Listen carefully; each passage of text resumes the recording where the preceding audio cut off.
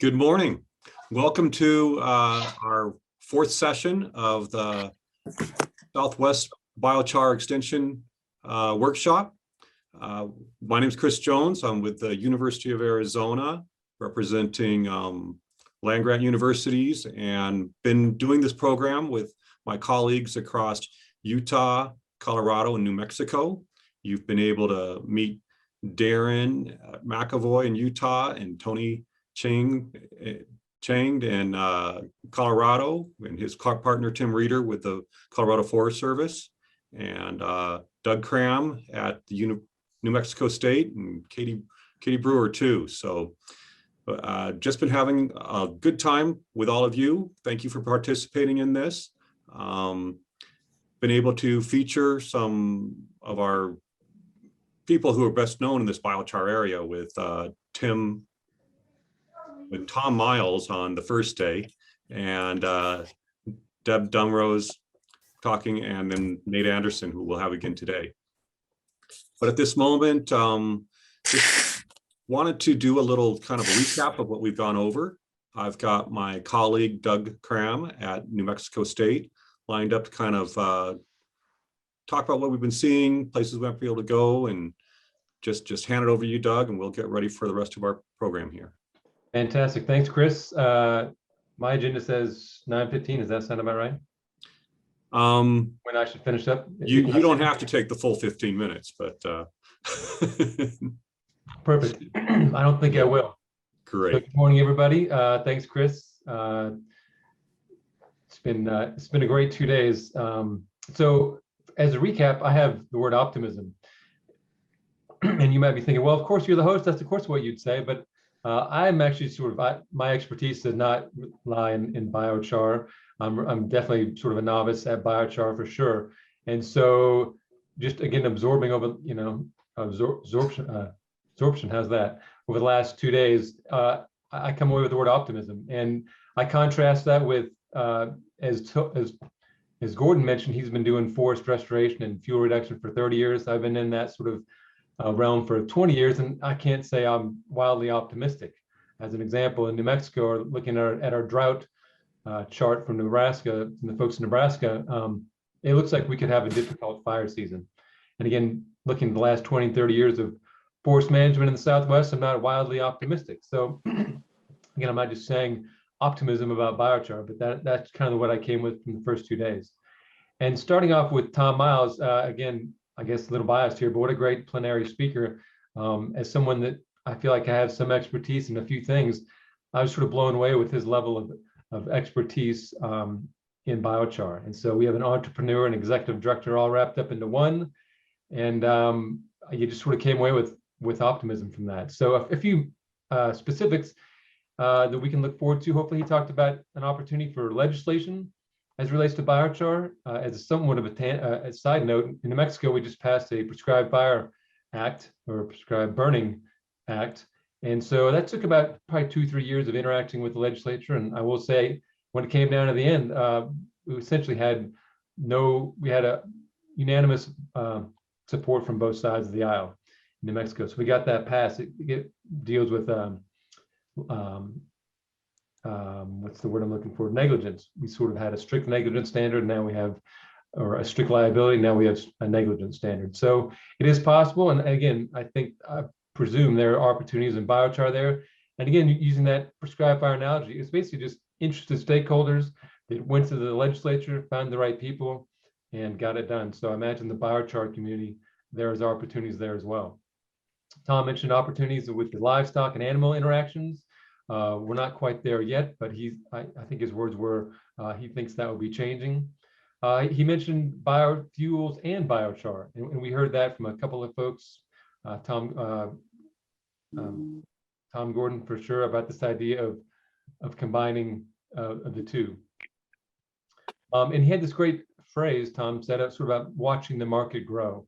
And that was, you need a reliable product and reliable transportation. And there's one more piece that I can't quite remember, but you get the idea. You put these 3 pieces together, or 4, and then sort of sit back, if you will, and watch the market grow. And I get the sense that maybe we're there now. I mean, certainly I get the sense that biochar has been increasing over the last, let's say, 30 years. And I think there's optimism that that curve may be more upward sooner than later. One challenging barrier that Tom mentioned is financing, right? I can sort of imagine you walk into a bank and say, "Hey, I'd like to. Would you fund my biochar project?" A biochar is that like an app? Like, oh no, it deals with soil amendments. I get a blank look. What about sorption? No, that's still not really helpful there. And then the loan officer might say, "Oh, like charcoal? Well, yeah, sort of like charcoal. Yeah, will you lend me money for that? Sure. How about $1,000? Well, great. I need a 10,000 or I need 100,000. So there's a challenge there, and again, that's kind of in our world, and from Extension, Chris and Darren and Tony and myself, right, getting that awareness out there as well as all of you. So great optimism from Tom. So then we went to Deborah and Nate, and I felt like we sort of got some more dove into the meat and potatoes, if you will. Certainly, Deborah helped us understand some great, what I'd call forest and biochar facts. Like 40% of total carbon in terrestrial ecosystems is in our soils. And where we lack adequate organic matter, 2% is the threshold. So again, not being a soil person, that sounds better than 40. And if we're talking about biochar, like, yeah, it seems like 2%. Seems like we can start approaching that. So 1% increase in soil organic matter increases water storage capacity by 1.5 to 3%. Well, in an arid southwest climate, that all sounds fantastic. Also thinking about some of the things, the facts Deborah is telling us about, I was thinking we have all this sort of above ground carbon, right? And we're in the biochar world, in one sense, right? We're looking to get that, underground. So there was a unique relationship in the forest world, right? We have all this, again, canopy in carbon, and it's above ground, and we'd like to get some of that back underground in our soils. She helped us understand biochar and the difference between biochar and charcoal. I really like the message about rethinking slash piles. As a forester, having walked around in the forest and seen slash piles, I've often thought the same thing, especially I have a 1 degree in wildlife. It's like, those are great small mammal habitat. The idea of burning them out of the ground always sort of made me scratch my head. So sort of a slight change, right, in the way you stack that, the way you design it, the way you burn it. I thought that was novel. So some optimism there. Certainly we learned more about ecosystem resilience, building soil carbon. I mentioned that. Opportunities for our rural stakeholders in terms of economic opportunities. And I think maybe we'll hear more about that from Nate today. We had one watch out situation, containerized seedlings. Okay, just kidding. That seemed like we could get over that hurdle pretty well. So again, lots of good news about biochar from Deborah. Nate helped us see the synergies between biochar and fuel treatments. And again, Nate's going to be our speaker right after I'm done. So I think we're going to be diving more into the economics, which is kind of always in these emerging markets can be the crux. So we should become more educated after that. But Nate helped us realize the values of the non-market values, for example, ecosystem services, air quality, forest health, wildfire likelihood, renewable energy. And again, saw that helped us lay out a role for biochar and again, forest in the pace and scale of fuel management. So Darren, that was great. Helped us kind of what I'd call biochar in the backyard, in the back 40 101, right? Walked us through the big kiln box and an interesting message there, right? There's a medium box, there's a small box. So part of that was very scalable, very doable, right? So introduced the idea of, I don't know if Darren used crude biochar. In other words, like it only had about, I should say only, it had 60% carbon, which is great, which is sort of foreshadowing what helped Katie talked to us about biochar quality.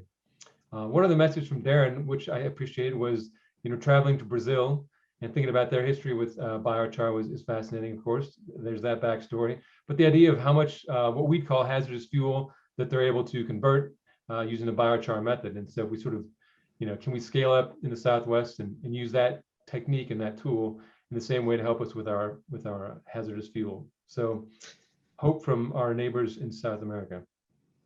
Again, Katie probably gave the greatest talk since she's from New Mexico State University. That was fantastic. Okay. Just a little humor there, other speakers. So again, biochar quality, right? And so we learned the quality depends on what you start with. That sort of makes sense. Limited oxygen and limited temperatures. And we sort of, again, learn the devil's in the details. Biochar doesn't equal biochar, which can be, I suppose, good or bad. But when we think about what are we going to use it for, well, then, okay, great. So is it going to be for fuel stock like charcoal, sorption, as in, sorption, all these cool terms. And Katie dumbed it down for us, extension folks. We appreciate that. And traditional biochar uses. So what is your use? And we learned about the Van Krevelen plot, which is very fascinating, right? So this idea of the further to the, what I'd call the southwest on the chart, right, the lower left, the closer you are to carbon. So that's hydrogen to carbon ratios versus oxygen to carbon ratios. Hopefully I got that right, Katie. And again, the point is we can understand that relationship, and then that's pretty basic, simple for a producer to understand where I need to be and how they can measure that. And then almost wrapping it up here, our field tours, that was fantastic, right? A little chance to put the pencil down, little eye candy. And I think we're gonna hear from all these folks again today. So that would be Katie and Darren and Eva, Gordon, Heather, and John. So they're on our lineup again today. We appreciate all those videos you all put together, some of you at the last minute. So again, I come away with optimism. I see opportunities for biochar in the backyard. Let's not forget the front yard as well. In the garden, in the community. We heard about that from Park City, and row crops, and emerging markets like the livestock and dairy industries, rangelands, riparian areas, and of course, our forests in our forests and woodlands. So, yeah, right. Again, as someone that's sort of new to biochar, I just thought optimism would characterize those first day and a half. So I'll turn it over to Nate here, and we'll hear more about economics, or back to Chris, I should say. And then a shout out to Laura Wolf. She's kind of my counterpart today. Stick around for that. She'll be having our final message and perspective. So cool. Doug, thank you so much